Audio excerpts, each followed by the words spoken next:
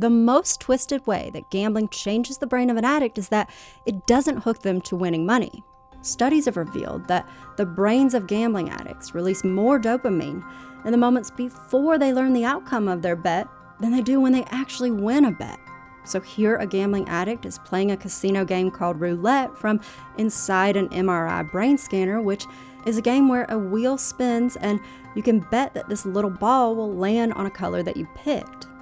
Now, as the wheel is turning and the gambler is anticipating where the ball will end up, that's when his head is lighting up with all this excitement. He's watching really closely. He wants that ball bearing to come down on his color. But once it does and he wins, you'd think his brain would show even more excitement, but it doesn't. And that's a really key point about gambling. It's not just the winning that counts. It's the taking part is as activating to a gambler as the winning. Once the gambler finds out the result, the fun is over. The rush is past. That's because our brains have evolved to solve problems and to recognize patterns so we know how to survive. For example, humans have noticed that there are 4 seasons in a year, and that's helped us find food. We figured out that this mushroom will add a delicious umami flavor to any dish, and this one will make you trip balls, which you learned after your friend Sandra ate it and climbed on that flying sea turtle, which actually turned out to be a bobcat. Rest in peace, Sandra. The point is that once you know which mushroom is safe to eat, you can relax and enjoy your dinner. Once you know that spring will always come after winter, you can chill knowing that trees will have fruit again. But if all that were totally random, if you never knew which season was coming next or what was safe to eat, you'd desperately keep trying to figure it out. And one scientist did an experiment that showed this. The American psychologist B.F. Skinner investigated the behavior of pigeons, rewarding them with food when they learnt to peck a key in the feeding apparatus. But then Skinner set the apparatus to reward the birds at random. What? What happened was the birds started pecking over and over and over again and started to develop superstitious behavior, trying to figure out what was causing that food to appear. And the same thing happened when Dr. Skinner trained rats to press a lever for food. Pressing the bar delivers a small pellet of food into the dish immediately below. When the rats could predict when the food was coming, they only pressed that lever when they were hungry. But when the food appeared randomly, the rats would go off on the lever, pressing it repeatedly. It was like they were obsessed with pressing that button in the same way that gamblers are when they're at a slot machine. The rats were addicted to chasing the food, not the actual food itself. Otherwise, they would have also pressed that lever like crazy when it reliably spit out food to them. And it's the same with gamblers. They're hooked on the unknown, the anticipation, the thrill of how this next dice roll will turn out. It's not about the money.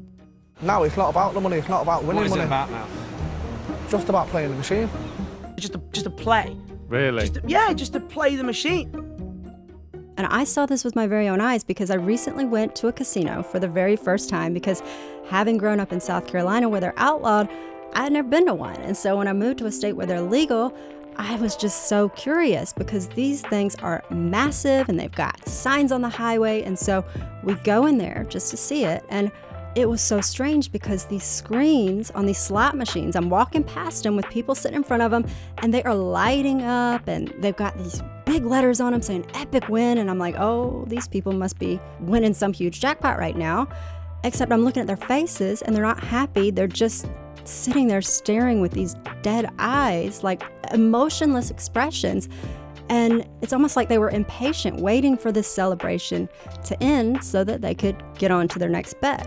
Are you saying that they'd rather stay in the game than win the money? Not only am I saying that, but I found instances where gamblers who won a jackpot then became irritated because it stopped the flow of play. If I walked into a bookies with £100, say, and I walked straight in and won £200 or £300, I wouldn't be happy because I haven't got that fix. I would rather go in there, be in there all day and walk out maybe £50 or £60 down. To me, that would have been a really good day. I'd be really happy with that. Gambling addicts want to play the game as long as possible, and that's why they bet their money until they have nothing left.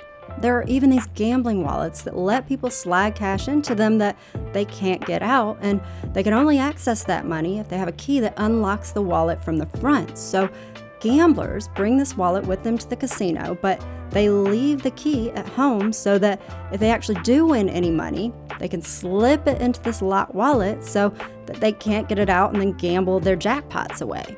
And the fact that a product like this even exists just shows you how bad the problem is. It shows you that even when gambling addicts come out ahead, they'll just end up feeding their winnings back into the machine to chase the high that they're really after.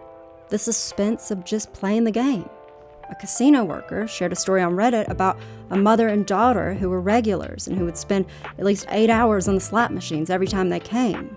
They wrote, one time they hit it big. They won the jackpot, which, if memory serves, was about 15,000 pounds, and they looked so happy and they were crying tears of joy. I was happy for them. They were really nice people. But instead of going home and enjoying their winnings, they stuck around, feeding more money into the machine. They came back every day for the next week, and within that week, the 15,000 pounds was gone. After another week, they were both banned for asking other guests for money to borrow so they could play. Seems crazy, but winning money is not the addiction. It's the playing. That's what keeps gamblers' brains drowning in a bath of dopamine. That's what washes away all other distractions and what keeps their eyes focused on that almost prize, which is exactly what casinos want. You've been watching an excerpt from my video on the evil ways that casinos manipulate your mind and profit from addiction. If you want to watch the full documentary over on my main channel, then you can click the link in the description or in the end screen coming up. All right, thanks for watching. Bye, y'all.